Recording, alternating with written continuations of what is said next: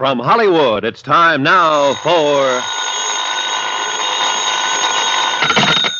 Johnny Dollar. This is Lieutenant Lefebvre, New Orleans Police. Morning, Lieutenant. Anything new on the Freddie Quintana murder? Yes. Oh?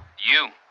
What? You said you were with Quintana last night. On business, Lieutenant. What kind of business, Dollar? Well, it's a long story. I'm sure. I think you better tell it to me. Okay, I'll be right over.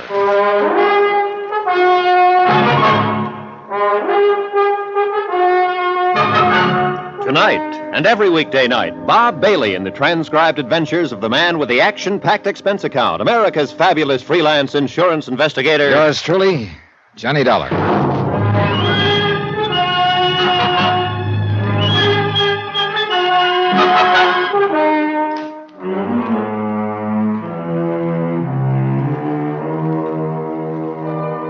From Special Investigator Johnny Dollar, location New Orleans, to the Home Office, Universal Adjustment Bureau, Hartford, Connecticut. Assignment, the Phantom Chase matter. Expense account continued.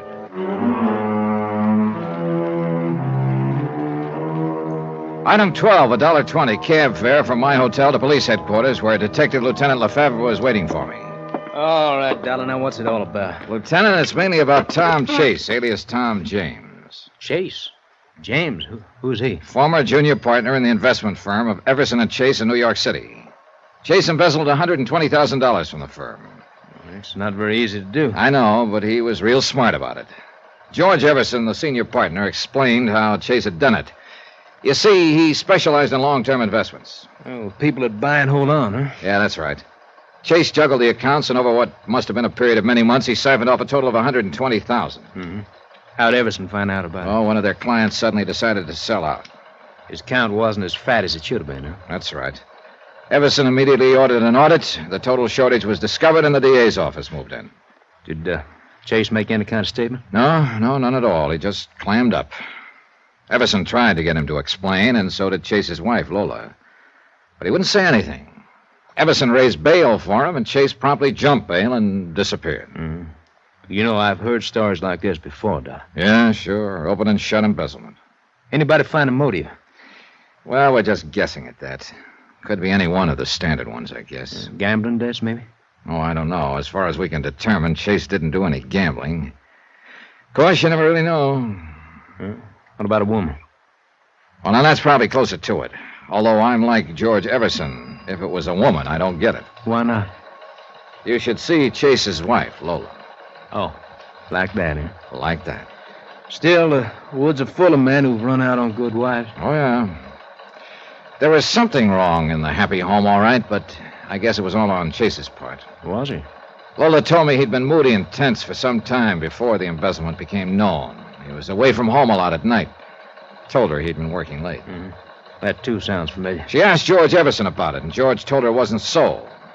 Then there was the matter of the vacation.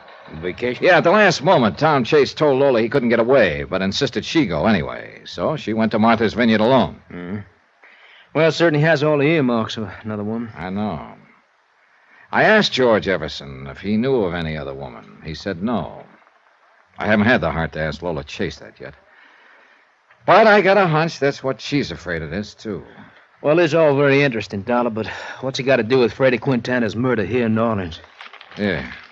Here's a New York newspaper. Last week. Take a look at it. Mm-hmm. Article on New Orleans jazz. Yeah. That's a picture of Ace's Castle down on the quarter. George Everson spotted this picture. The fellow in the background, sitting at the bar, looked to him like Tom Chase. And Chase was crazy about jazz. And that's why you come down here to New Orleans? Yep. Freddie Quintana contacted me night before last and told me Tom Chase was in New Orleans under the name of Tom James. Did he have any proof to show you? A letter Chase had started to Lola, then threw away. Quintana stole it from Chase's room. The handwriting genuine? Mm-hmm. I checked it against a sample of Chase's writing that I'd brought with me. Yeah, it's his, all right. Go on. Well, Quintana told me to meet him in his room at midnight. He'd have Chase there. Apparently, he was pretending to negotiate with Chase for passage out of the country. Oh? So Lola and I went to Quintana's room at midnight. But he didn't show. And I took her back to her hotel. Then I met you. And you showed me Freddie Quintana's body in the alley. It sure looks like Tom Chase didn't want to get found. Mm-hmm. So now if we get Tom Chase, we got Freddie Quintana's killer. That's about the size of it, Lieutenant. I don't know. What do you mean? Dollar, quarter's been my beat for a long time now. So Freddie Quintana was a real bad boy. That's what I've been told. And when a bad boy gets himself killed, it isn't always easy to tag the man who did it. Meaning there are a lot of them who'd like to have done it, huh? In Freddie's case, a long line of them. I don't doubt it. Well, we give it a whirl. Tom Chase, alias Tom James. I'll get out bulletin on him. If he's the one, though, he probably skipped town by now. Could be. What's your next move, Johnny? One that I don't look forward to, believe me. Oh? Breaking the news to Lola Chase.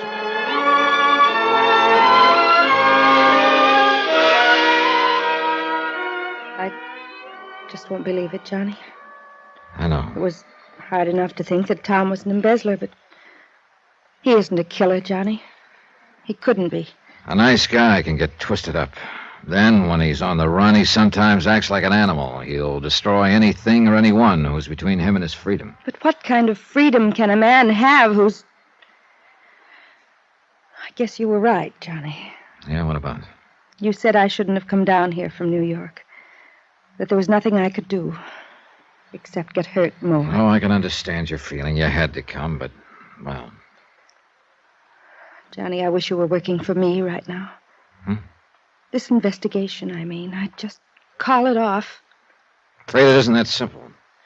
Your husband's still a fugitive. He's got to be found. That $120,000, or what's left of it, has to be recovered. And if he is responsible for Quintana's murder... I know. It was just a wish. Excuse me. Hello? Oh, yes, just a moment. It's for you, Johnny. Oh, thanks. Johnny Dollar. Lieutenant Lefebvre. Thought I might find you there. Anything new, Lieutenant? Yes. That Tom James alias you gave us for Tom Chase paid off. Oh? We just located his room. Where? A room and house in the quarter, a couple of doors from where Freddie Quintana lived. I'll meet you there in 10 minutes.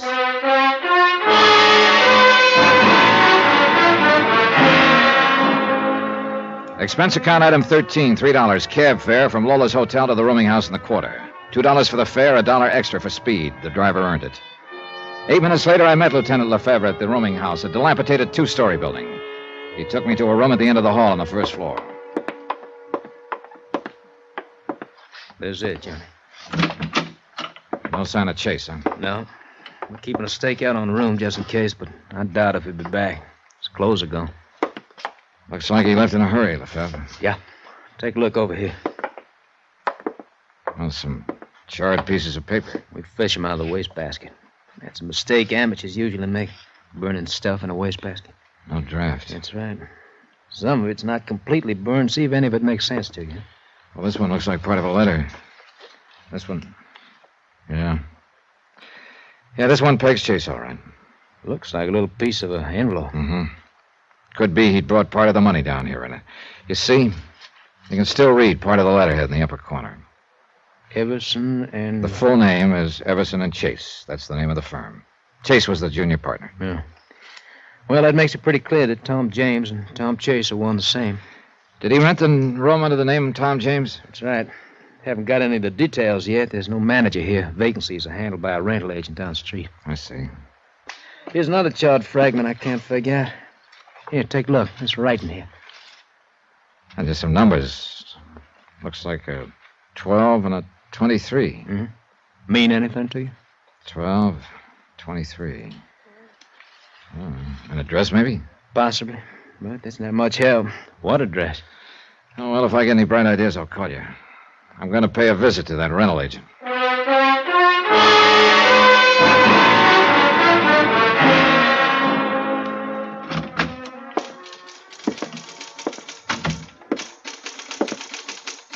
Yes, sir. What can I do for you? Are you the agent for that rooming house down the street? That's right, sir. Collis. Is the name Roger Collis? You'd like a room, maybe? No, thanks. I want some information. What about? Well, you rented a room some time ago to a man named Tom James, I believe. Well, let me see. I'll have to look it up. We keep all the rentals in this here book, and we'd ought to... Yeah, here it is. Oh, yeah. What do you mean, oh, yeah? Was there something special about that rental? Oh, indeed there was, my friend. A little over a week ago it was. Yeah, that would figure. And the month's rent was paid in advance. Is that what was so special about it? Oh, no, that's happened before. It was who rented it was so special. Well, I thought Tom James. It was rented for Mr. James by a friend of his. Oh? I sure wish I had a friend like that. Oh, man, what a woman. The motive for Tom Chase's embezzlement. It was a woman, after all. He probably stayed undercover while she rented the room for him. I thought of his wife, Lola. I didn't want to see her get hurt anymore. Expense account item 14, cab fare to Lola's hotel. Is there something new, Johnny? You left in such a hurry. Lola, do yourself and me a favor. What is it?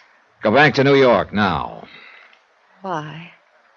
Well, I just think it'd be better all around, that's all. Something's happened. You found out something. Johnny, please don't hold anything back from me. Look, Lola, whatever why... it is, I have a right to know. Yeah, I guess you do.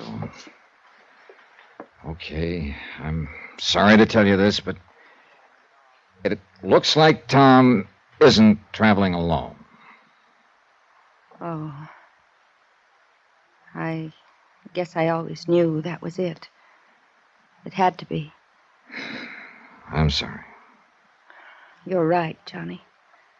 The only thing for me to do now is go back to New York and forget. Try to forget. Thanks for everything, Johnny. Item 15, $3 even, drinks for me. But they didn't take the bad taste out of my mouth. Lola, heading back to New York alone, and Chase, heading who knew where with 120 grand and not alone. I thought of that scrap of charred paper with the numbers on it, the one we'd found in his room. 12, 23. They could mean anything or nothing. Finally, I gave up trying to make sense out of it and picked up the evening paper. News section, not much of interest. Sports, the comics, the weather, harbor news, Harbor news. Ship arrivals and departures. 12, 23. Could that be the time of departure of a ship and the pier number? From Pier 23 at 12, maybe? Sure, it sounded like a long shot. But I had a strong hunch the trail might not be as cold as I'd thought.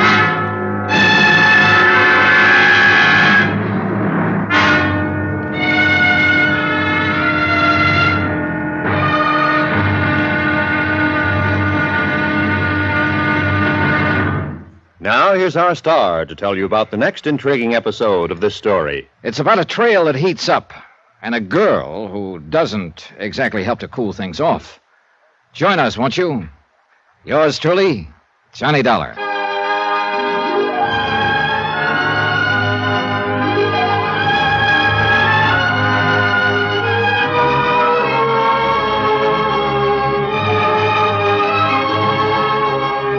Yours truly, Johnny Dollar, starring Bob Bailey, is transcribed in Hollywood. Written by Robert Reif, it is produced and directed by Jack Johnstone. Be sure to join us tomorrow night, same time and station, for the next exciting episode of Yours truly, Johnny Dollar. Roy Rowan speaking.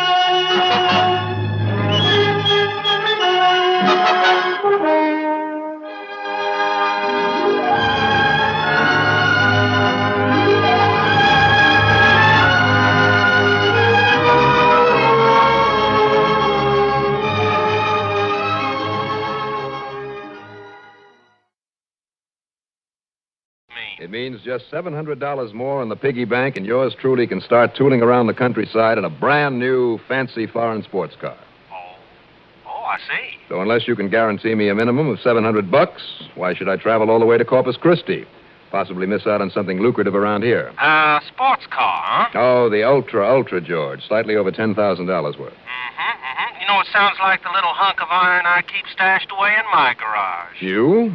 Well, you're talking about a Franzetti, aren't you? That's the one, all right. How do you like it? Great, now that I got used to it. What do you mean?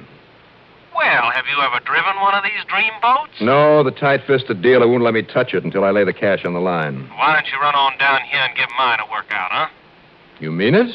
Sure. Well, okay. I mean, come on down here and take over this insurance problem for me, and the Franzetti is yours. Oh, now, wait a minute. Oh, a couple of days, couple of weeks, as long as you like. After handling a case for you. Well, anything wrong with that?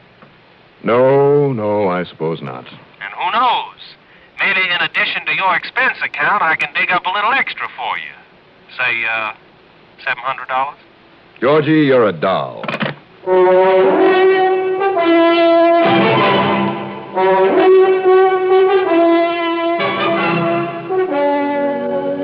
CBS Radio brings you Bob Reddick in the exciting adventures of the man with the action-packed expense account, America's fabulous freelance insurance investigator. Yours truly, Johnny Dollar.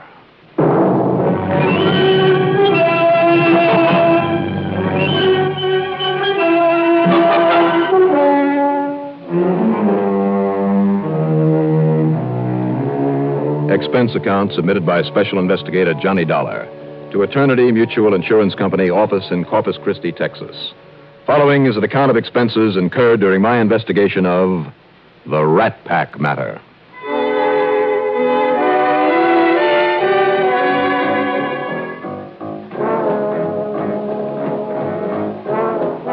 Expense account item 1, $133.70. Taxi, tips, and plane fare to Corpus Christi.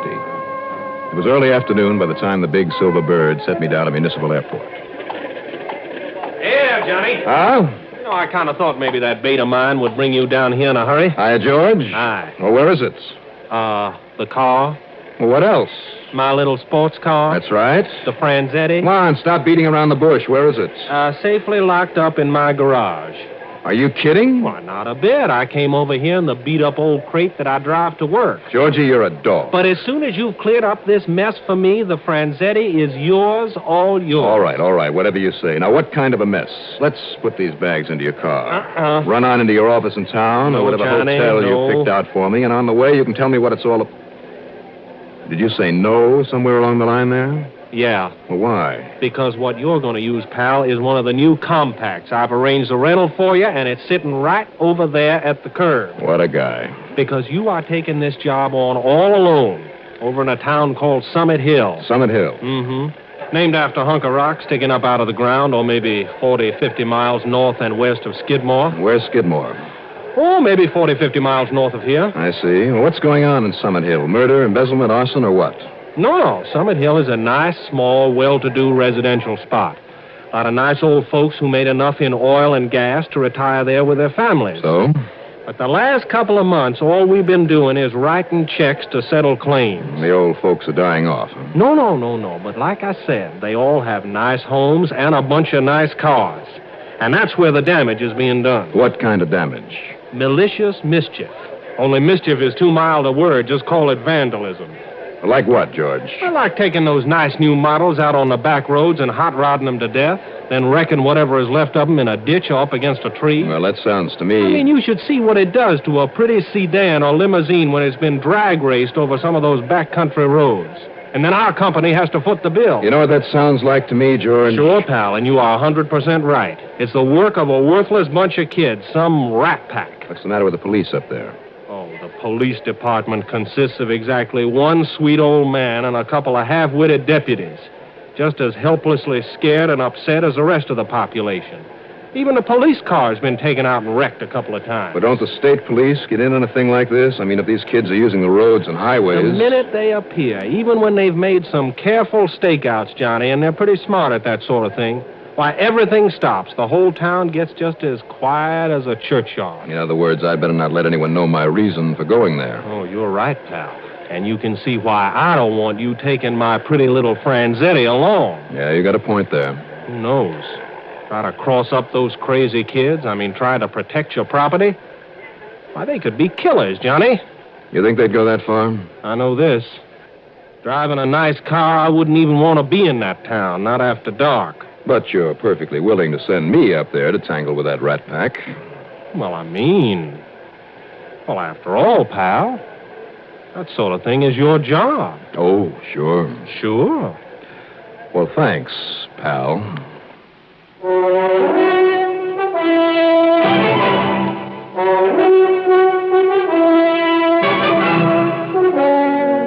Expense account item 2, $6.85 at a stationery store.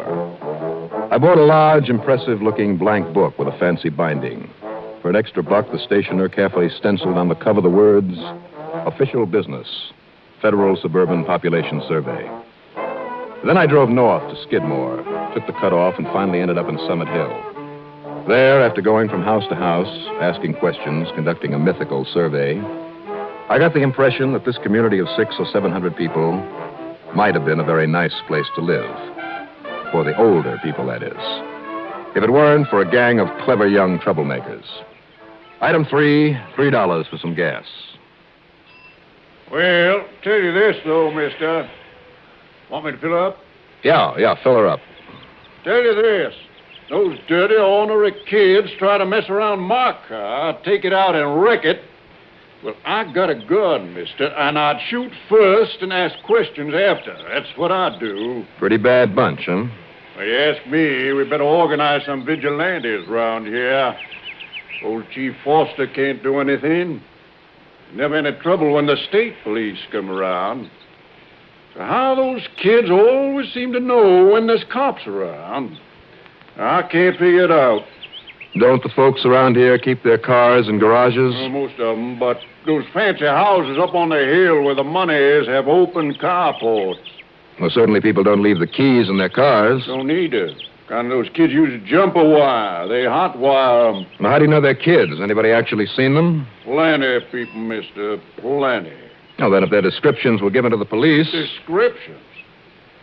Well, if you see those Halloween masks they wear and the false beards and the hair and those crazy costumes like a Halloween parade, how could anybody identify them? I see. Now, tell you this. I was at nice Mr. Brierly up on the hill with that nice new hardtop that was delivered to him today. Brierly? Yeah. Well, I sure wouldn't keep it around this town, tell you that. That'll be 286. Compacts don't hold very much. Right. Here you are.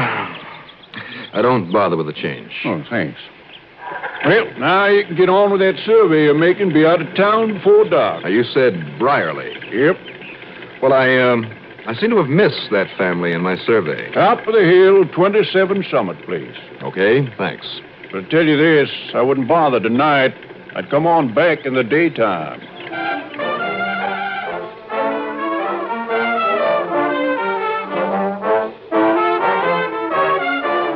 By the time I could grab a bite to eat, that's item 4, $1.75, and get up to the Brierly home on the hill, it was well after dark. The brand new expensive hardtop was there in a carport at the side. Yes? Who is it? Mrs. Brierly?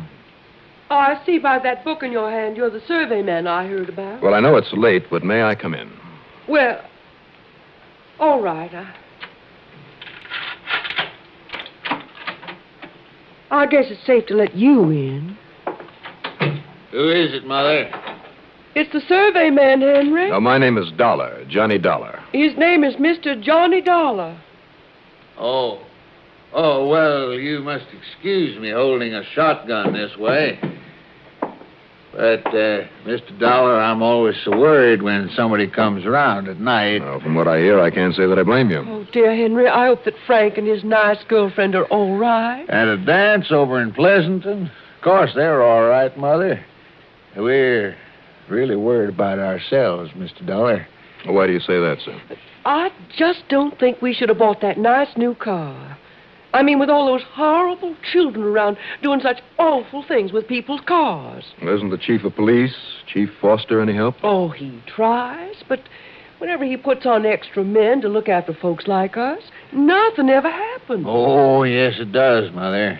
But somewhere else in town, to somebody else's car. Well, I'm frightened. If only there was something could be done about it, Mr. Dollar. Or maybe something is going to be. By whom? Even the state police haven't been able to do anything. Sure, because somebody's apparently been able to tip off this rat pack. And that means local knowledge Local knowledge? of everything that goes on in this town. You think they're local boys? What else? That couldn't be. Couldn't they? Well, I've looked over this town pretty carefully. I've done a lot of thinking about it. Because of your survey. It looks like a mighty nice place to live. Oh, it is, it is. It was. Sure. For people of your age. But no baseball field, tennis courts, no movies, things like that. Well, I know. Not even a soda joint with maybe a jukebox. No place where the kids can gather and talk and laugh and dance and let off steam. Oh, we make up for that, Mr. Dollar, we parents, all of us, by giving them everything they want. Our Frankie has a nice home with us and nice clothes and all the money he wants. I see. And his hi-fi and his records and things and all the good books he needs. And all the others of his age have everything, too. That's true, Mr. Dollar. Except perhaps for cars. Oh? Well, after all, we don't want to spoil them. You don't want to spoil them. How much do you check up on their activities, say, at night? Well, they're pretty grown up. How old is he? What? This son of yours. Oh, well, Frankie's 22. Mm-hmm. And what does he do for a living? You mean work? Well, does he?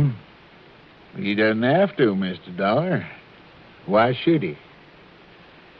And how many other families are there with the same situation? Kids about the same age, plenty of money, nothing to do.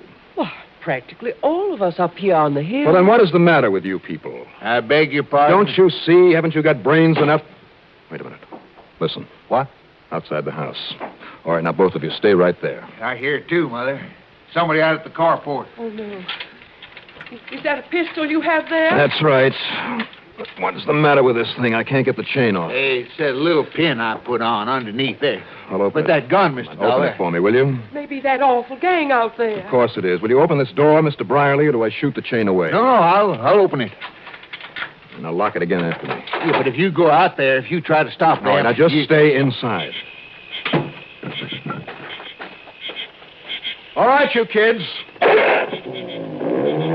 on back here with that car. Okay, then, just one tire, just one of those.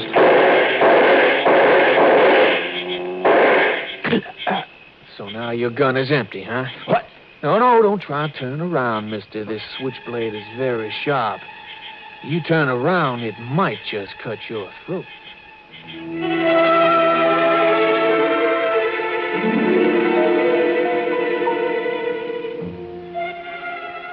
The switchblade knife at the back of my neck was moved just enough to prove it was razor sharp. I could feel a trickle of blood go down the inside of my collar. Now, you see, man, I don't fool. Now, drop the rod. Drop it. Sure. Now, you pick it up, Gene, like we add that one to our collection. That's right. Moving only my eyes, I could see this other one plainly. First, the heavy cotton gloves that picked up my gun. And then, standing there in front of me, the tattered blue jeans and sneakers, the grotesque rubber mask, the sloppy, dirty sweatshirt, on the figure of a girl. Now, why you try and spoil our fun, man? Okay, tough guy. Oh, you mean no panic. You're not afraid of me. And you're pretty big with that knife in my neck, aren't you? Huh? Well, it seems like you thought you were pretty big when you had that gun. Too bad you used up all those pretty bullets, man. But Jeannie knows what to do with it. Well, then you listen to me, Jeannie, whatever your name is. Oh, now, you think we use our real names on a caper like this? Any more we use our real faces, huh? Well, turn around real slow and see how you like my face. Don't you hear good? I said turn around, but slow and careful so maybe you don't cut your throat. So I started turning. Slowly. Slowly. But then as I felt the edge of the knife leave the back of my neck, I swung out with my left and sent it spinning away. And then I drove a hard right into his midsection. But before I could turn again, my own pistol came crashing down on the back of my head.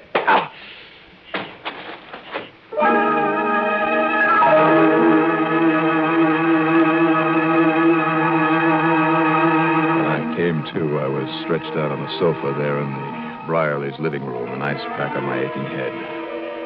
The taste of bourbon burning in my throat. Are you all right, Mr. Dollar? A little more of this bourbon? No, thanks. Oh.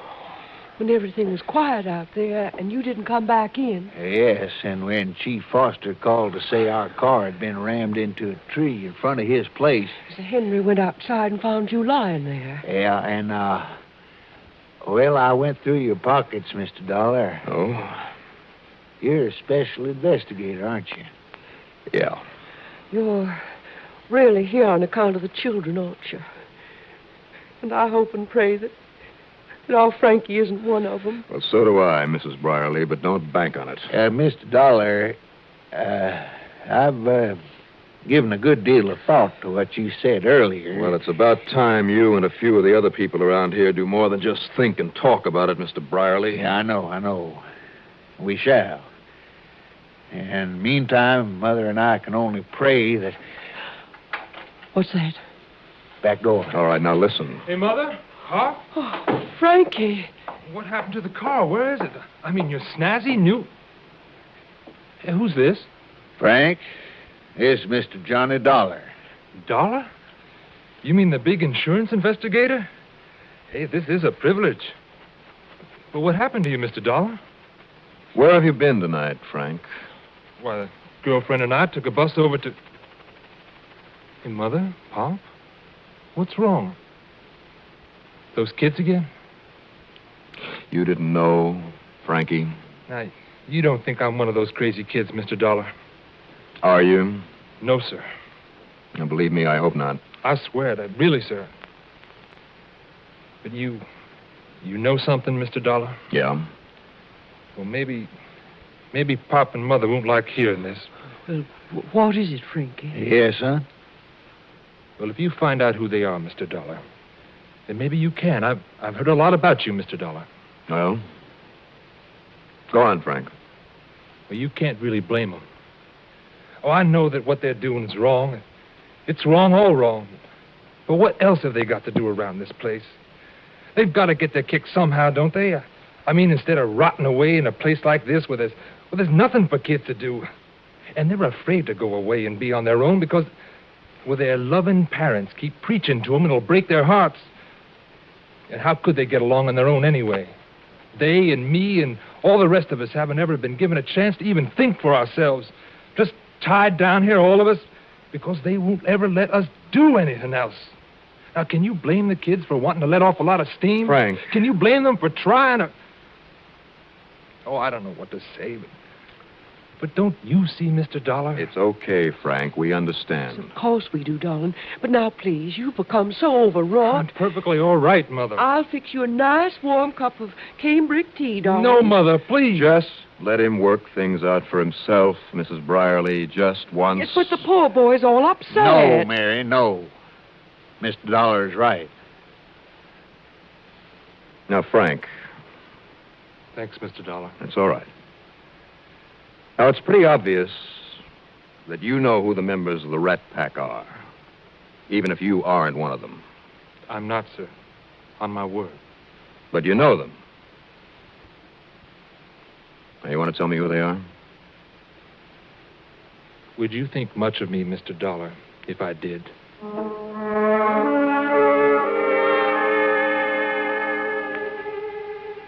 These cases of mine usually have big, fat, dramatic endings. And the devil with any kind of a message. Well, not so this time. I honestly don't know whether I did the right thing or not on this one. Too much faith in the younger generation? Well, maybe I have. But the next evening, there at the home of the Brierleys, there was a meeting of parents. Of all the wealthy, doting, indulgent parents of all the kids in their late teens and early 20s. Well, I tore into those parents, and by the time I'd finished, there were plenty of red faces among them. Incidentally, a couple of times out of the corner of my eye, I thought I saw the face of a teenager in the shadows outside one of the windows. What I said to those people in laying down the law to them, well, I honestly don't remember exactly, but it must have given them a jolt. And if they carry out their plans, there won't be a kid in that town with an idle moment on his hands. But their activities, their projects will be their own, with as little parental advice and guidance as possible. Then, the following night, thanks to a tip-off by young Frank, without the knowledge of his parents, I barged in on a meeting of the kids, 7 or 8 of them. As I might have expected, they were there in their foolish masks and makeup, knowing that I'd be among them. And if you think I'd been rough on their parents... But again, by the time I'd finished with them... I guess you're the only one in this town, Mr. Dollar, ever remembered he was a kid once. Yeah, that's so. But even if you're right, even if you got somewhere with the old folks, what happens now? We all go to jail for all those crazy things we did? Well, I'd say that depends on you. You certainly might if you keep on with this silly juvenile masquerading. Well, what do you say, whoever you are behind that corny mask? Okay, I'll take it off. Me too.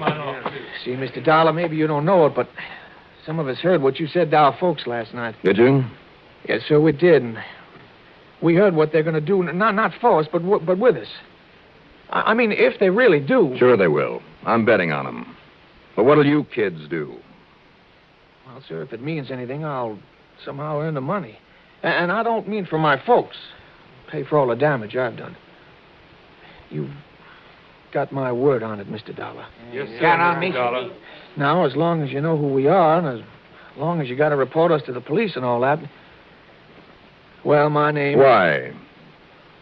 Huh? Well, you got to know who we are, don't you? Well, like I said, that depends on you. And I mean from here on out. I have seen you now. I can come back here and identify every one of you. If I ever have to. Believe me, Mr. Dollar, believe me. Yes, sir, we promise you. All right. Now it's up to all of you.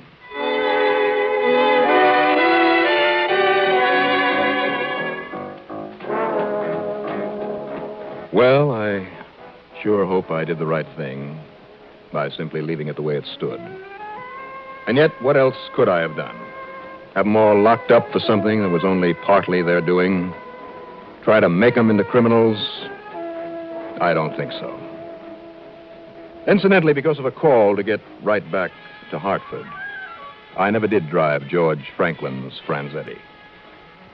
But I did get that $700 fee, and that'll help me buy one of my own. Expense account total, including... Oh, what am I talking about? This one is on the cuff. Yours truly, Johnny Dollar.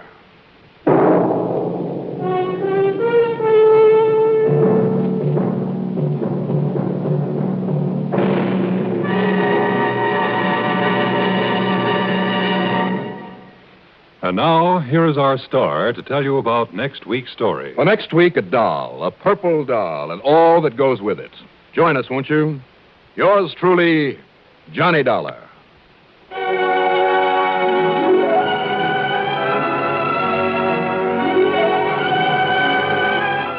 Yours truly, Johnny Dollar, starring Bob Reddick, is written by Jack Johnstone, produced and directed by Bruno Zerato, Jr.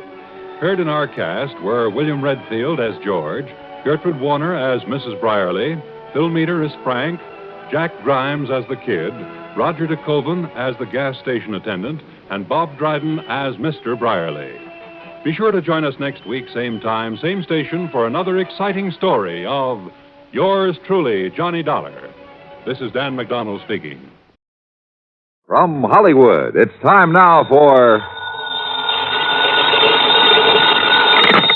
Johnny Dollar. Johnny, I've been trying to reach you for 2 days. Who's that? George Reed. Oh, well, I took off a couple of days, George. What's on your mind? A riddle. Riddle? Yeah, and a blonde photographer's model. That's better. How are you with riddles, Johnny? Not as good as I am with... But go ahead, try me. All right. A year ago, this model married Webster Preen. Green Hat Company? Was Preen Hat Company. He sold it when he retired. Go on.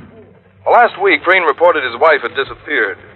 And according to him, when she left home, she didn't bother taking any of her clothes or car or jewelry. And she forgot to tell her friends she was leaving? Right. Not even him. You think Preen told the truth? Johnny, that's the riddle.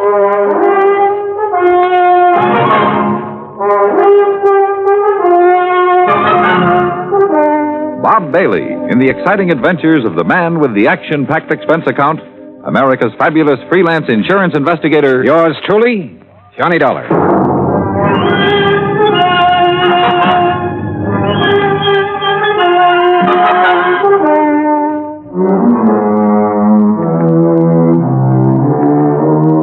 Expense account submitted by Special Investigator Johnny Dollar to Floyd's of England, American Branch Office, 443 North 15th Street, Hartford, Connecticut. The following is an account of expenses incurred during my investigation of the Mad Hatter matter.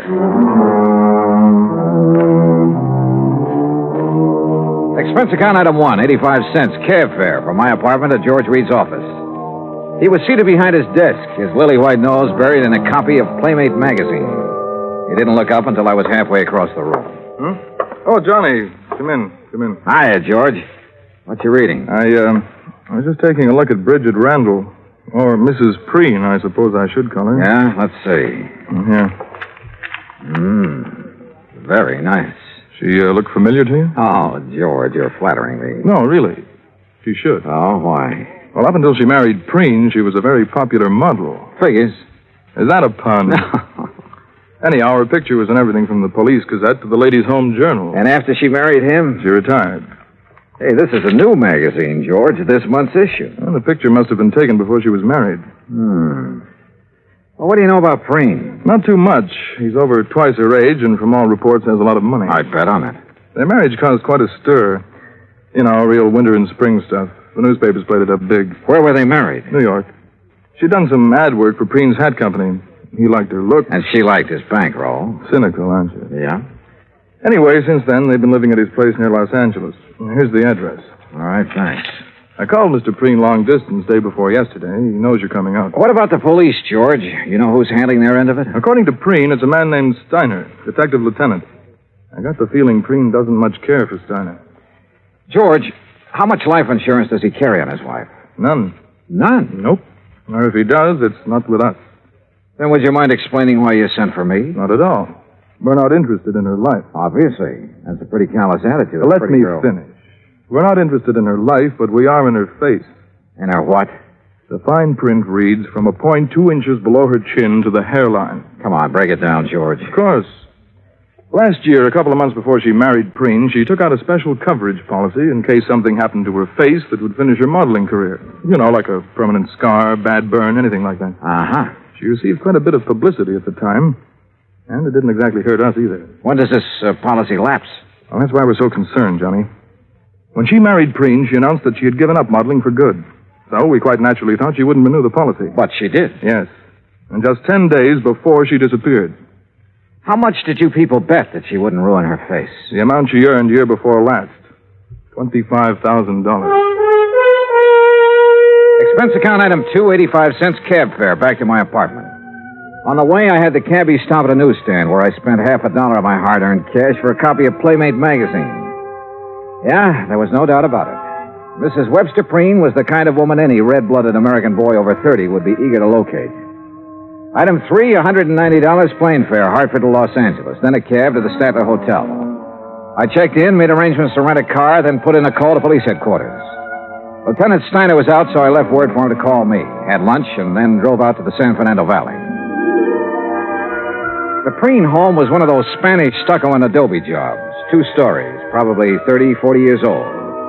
It sat in the middle of some 2 acres of orange trees, with a plaster wall around all the property, separating it from the subdivision on one side and a main thoroughfare on the other.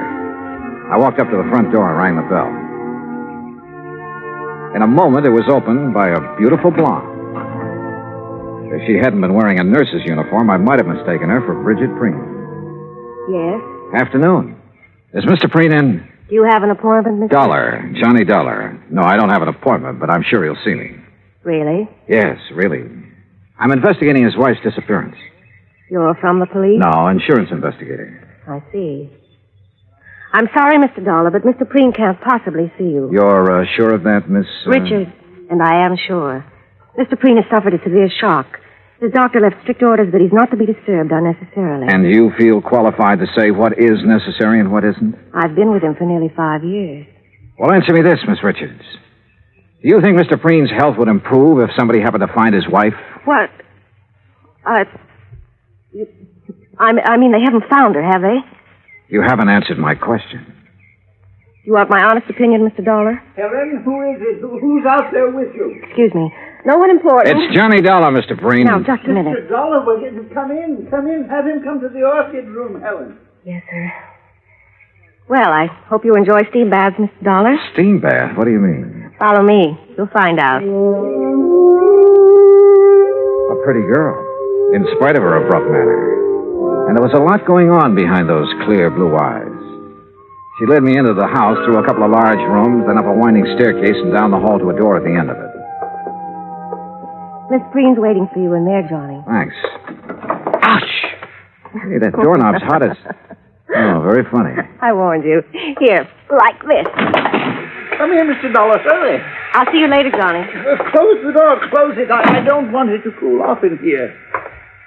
Well, you look surprised. Well, I didn't expect to meet you in a hothouse, Mr. Breen. Well, I'm sorry if you're uncomfortable, but orchids must have plenty of heat and moisture. Now, me, I love it. I didn't used to, but since I am at the age where a man is nothing but stick and dried parchment, you can take off your jacket if you like, Mr. Pollard. Thanks. Do you know anything about orchids? Well, only that they're expensive. Aren't all beautiful things? Sit down, sir. Any place that's clean. We can talk while I do this. You know what I'm doing. I haven't the least idea. What the bees would normally do, that is, if these plants were in their native environment. Pollination? Yes, sir. Would you mind handing me those tweezers, please? Yes. Thank you. Hey, how many plants do you have here? More than 200, Mr. Dollar. 36 different varieties. Oh, beautiful. Oh, yes. Lovely, delicate creatures.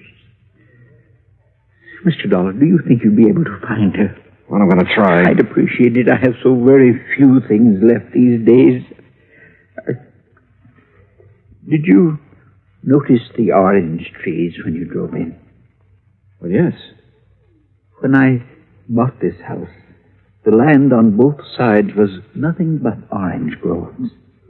Beautiful orange trees. Green, growing things as far as the eye could see. And now it's a housing project. Yes, well, Mr. Preen, I understand you aren't entirely satisfied with the efforts the police are making to find your wife. And you understand correctly. They have done nothing but ask me the same asinine questions over and over again. Have you talked to them? No, sir. I felt that I should see you first, get all the information you have. I will cooperate with you all the way, Mr. Dollar. All right. When exactly did she disappear? Just 10 days ago. She'd come down from our place up at Lake Arrowhead, where she'd spent Saturday and Sunday. Uh-huh. We had planned on going up together that weekend, but I developed a cold. Oh? The evening she returned, I retired earlier than usual, and then when I awoke about 11:30 that night, she wasn't in her room. I called to her, searched the grounds, then waited up. But she never came home. I see. Was anyone else in the building that evening? No. We were alone. Rather, I was. Any sign of a injury to her face, blood, anything like that? Nothing. Do you remember if she made any remark earlier? Anything that had given you some indication as to whether she planned to go out? She had no plans. She was tired from the drive home, had already put cream on her face and her hair up in curlers. But... Yes? Well, she did say something about wanting to go back to Arrowhead the next day. And you're positive she didn't that night? Mr. Dollar, my wife is a very beautiful woman and an extremely vain woman. She would never leave this house with her hair in such a state. Oh? And even if it were brushed, she wouldn't leave on an overnight trip without taking along a complete wardrobe. All right. What do you think has happened to her? I don't know what to think. If I did, I wouldn't have gone to the police. A few minutes later, I left the lonely old man with his orchids and started toward the stairs. I was about halfway down when I suddenly felt as though I'd forgotten something. Only I was sure I hadn't. Still, something was wrong about this setup. I was trying to figure out what it was when Miss Richards called me. Johnny, Yeah. I'm in here. Better put your jacket on. You'll catch cold. Yeah, well, you better let me worry about that, huh, nurse? Helen, Johnny, I'm sorry I was so rude. But I thought you were just another detective who was going to upset Mr. Preen. Well, what makes you think I didn't? Because he didn't shout at you. Does he usually shout at detectives? He ripped into Lieutenant Steiner yesterday morning. Oh? You know why? Well, the police have a crazy idea that Mrs. Preen's body could be buried somewhere on the grounds or upstairs in the hothouse bed. Well, how do you know that? Well, they've been after him trying to get his permission to dig. If they were really serious about it, they wouldn't need his permission. They'd get a warrant. Johnny, you don't believe Mr. Preen killed his wife, do you? At this moment, I have no reason to. Well, everyone knows what a kind and gentle person he is. What about Mrs. Preen, Helen? Well? I hate her. Why? You, care for him? I don't like that. All right, sorry. He's a fine man, a gentleman. There aren't many left. No, I guess not. He called Mrs. Preen extremely vain. Would you go along with that description? It was made for her. Suppose something had happened to her that night. Suppose, well, something that scarred or burned her face. What do you think she'd do? If she lost her beauty, she'd kill herself. Even if she threw away $25,000 by doing it? I know about that policy, but even if it was doubled, she'd still do it. Why? Because she wouldn't have the nerve to face her friends? Friends. Bridget Preen never had any friends. But that isn't what happened to her. What did? I don't know, but I'm sure she's dead. Why? Why, Helen? Johnny, please. Tell me. Now, come on. I know you have a good reason for saying that. Now, let's have it. All right. Come over here. I put them away in this drawer. See? What are they? Caps. What? Plastic dental caps. Actresses, models wear them over their teeth to give a perfect appearance. Bridget wouldn't leave a bedroom without them. Where did you get them? I found them on the floor of the garage 2 days after she disappeared.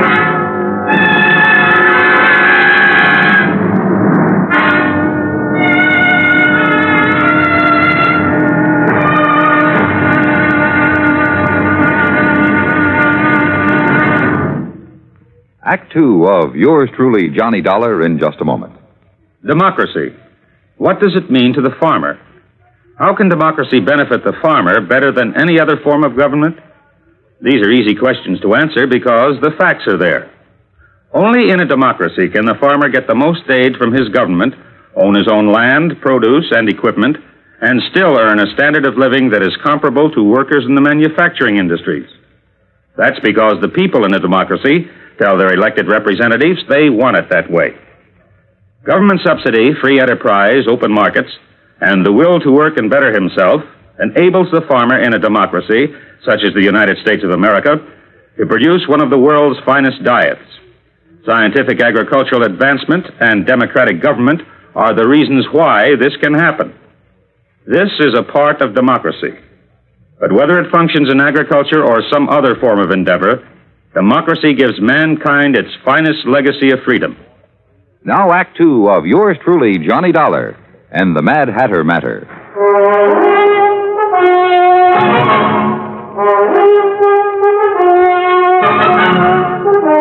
Helen, Mr. Preen's nurse, gave me the set of dental caps that Bridget Preen had used to beautify her teeth.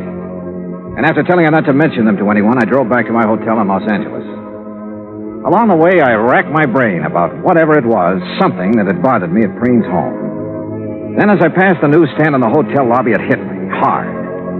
I had been in almost every downstairs room of Preen's house, and not once had I seen a single picture of the beautiful and vain Bridget.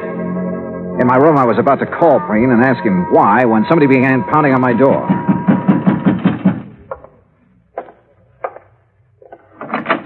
Well, Dollar, we seem to have had a hard time making connections, didn't we?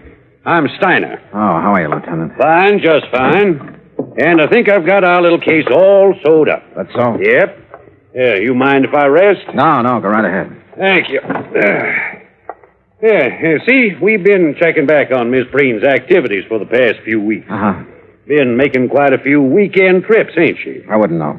We figure she found herself a new man, a young man, and took off for parts unknown. What about her clothes? Why didn't she take them? She didn't want to take what old Preen had given her. She's too proud. A little too proud to be true.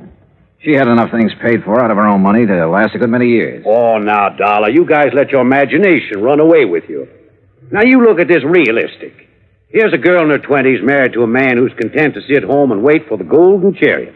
And maybe she's content to sit there with him at first, but it ain't normal she should for long. Yeah? You locate anyone who's seen her out with another man? Nope. Tried to. That's the thing that's still stuck in my craw. Well, I don't think you will. Why not? Because she was smart, a smart woman. If she had a boyfriend, and I'm not disagreeing with you on that score, she was very discreet about it. Mr. Dollar, I'm not sure you were aware of it, but each time you mentioned Mrs. Preen, you referred to her in the past tense. Why?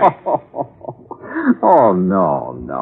Don't tell me I fell for the oldest trick in the business. Come on, Dollar. Stop playing games and answer me. Oh, you should talk about playing games, Steiner. Sorry, but I wanted to throw you off guard. Oh, you did, pal. You did. What did you learn bird-dogging around today, Dollar? Nothing, Steiner. Nothing, Look, really. you either let me have all the information you've received today, or tonight you'll be on your way back to Hartford. Now, which is it? Okay. Preen's nurse, Miss Richards, found these on the floor of the garage 2 days after Mrs. Preen disappeared. You know what they are, I suppose. They don't have to be Mrs. Preen's. Take a look at this chart, Dollar. We got it from her dentist last week. Now look at the caps. Okay. What are you going to do? What do you think? Arrest Webster Preen for the murder of his wife.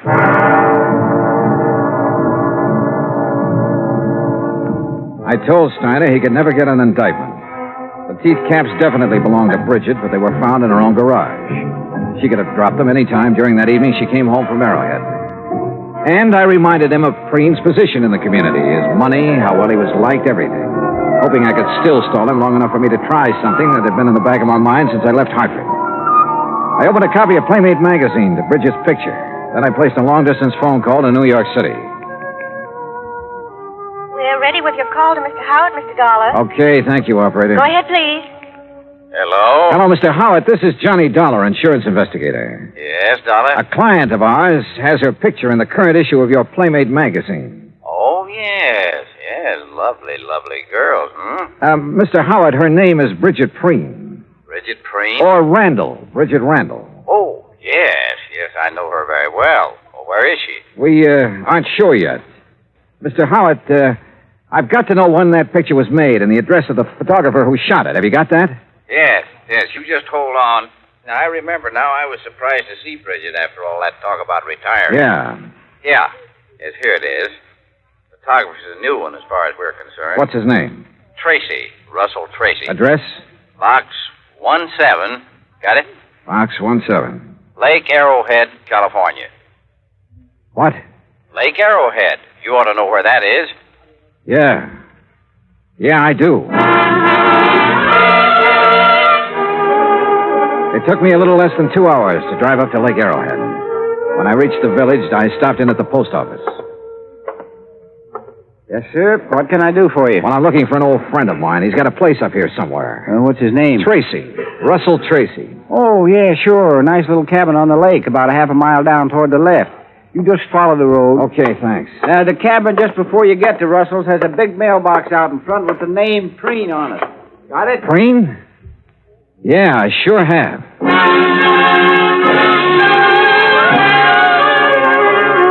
I was there in 5 minutes.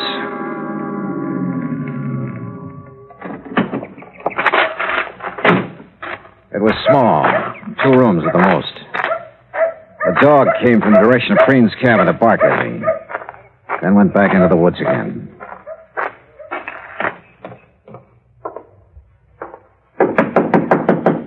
Yeah. Russell Tracy? Yeah.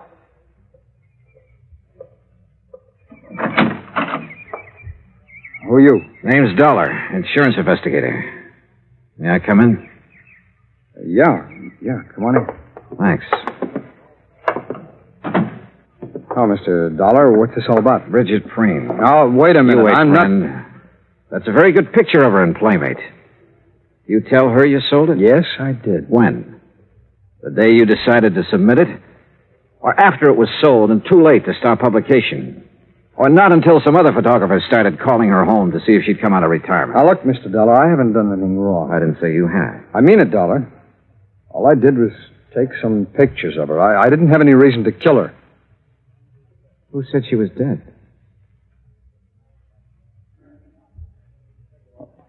All right, Dollar, sit down. I'll give you the whole story, at least all I know of it. Go ahead. Bridget liked modeling. She liked it better than anything else, I guess. And when she found out I was a photographer, well, she was over here most of the time. What about the day she disappeared? I'm getting to it.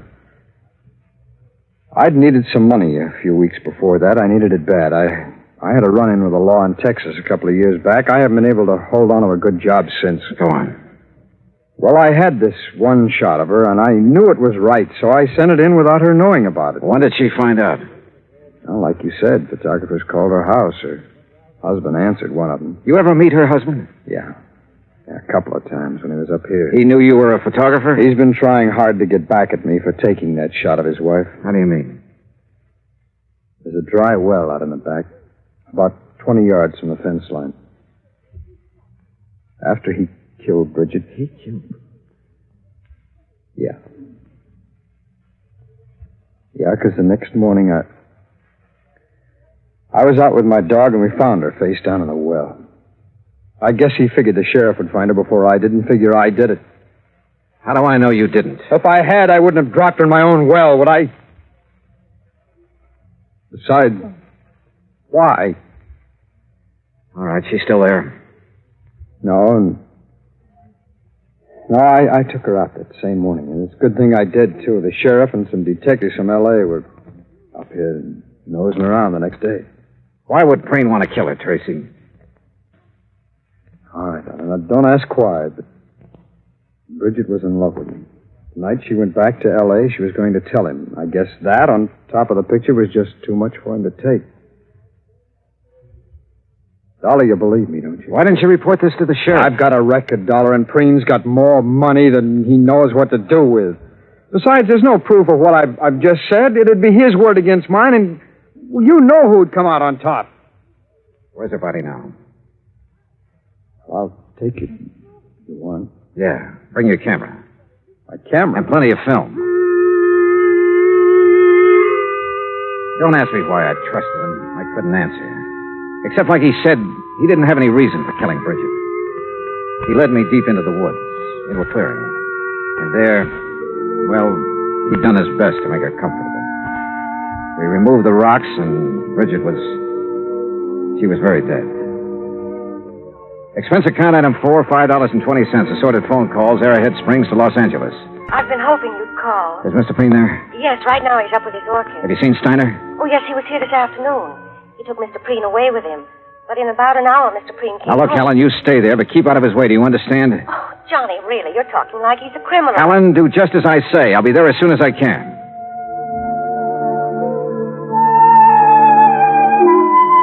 After seeing that Russell Tracy was safe and in the custody of Steiner, I took the freeway out to the San Fernando Valley. It was a little after 9:30 when I pulled into the Preen driveway. The porch lights were on, and Helen opened the door. Johnny, you look awful. You had dinner? No, not yet. Well, let me fix you something. No, please, Helen, no thanks. What's in the envelope? Nothing important. Where's Mr. Preen? Where do you suppose? Upstairs with his orchid. Would you mind if I went right Of up? course not, Johnny. You go ahead. When your dinner's ready, I'll call you. Yeah, okay, thanks. Careful of the doorknob. Yeah, I remember.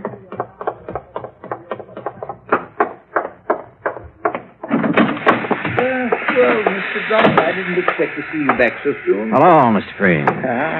Didn't dress for us again, I see. You'd better take off your jacket, Mr. Dollar. Afraid I'm not going to stay long enough to bother. Oh, well, now that's too bad. Beauty such as this isn't often seen, Mr. Dollar. I disagree with you, sir. What? I think I have something here that's every bit as beautiful as any flower in this hothouse. Well, now, you have aroused my sporting instincts, son, and also my curiosity. What have you... Here.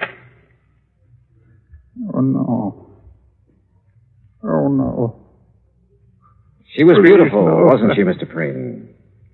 Here, she's very beautiful. But here, Oh, no. look at this picture. Taken just a couple of hours ago. Yeah, what about this one? What about it, Mr. Preen? What do you think of your handiwork?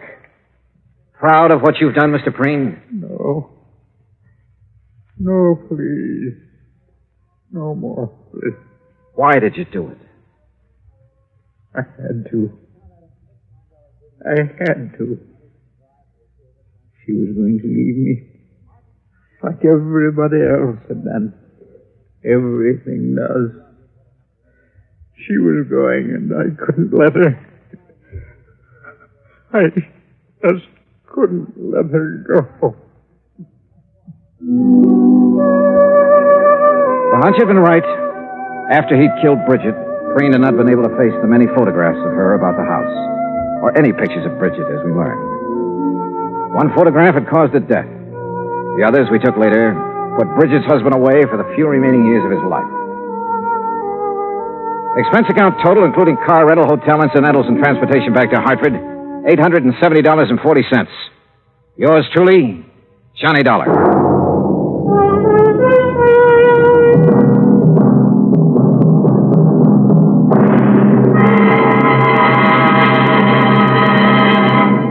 Now here is our star to tell you about next week's story. Next week, a fishing trip that could be very pleasant, except that one of the fishermen is deaf. Join us, won't you? Yours truly, Johnny Dollar.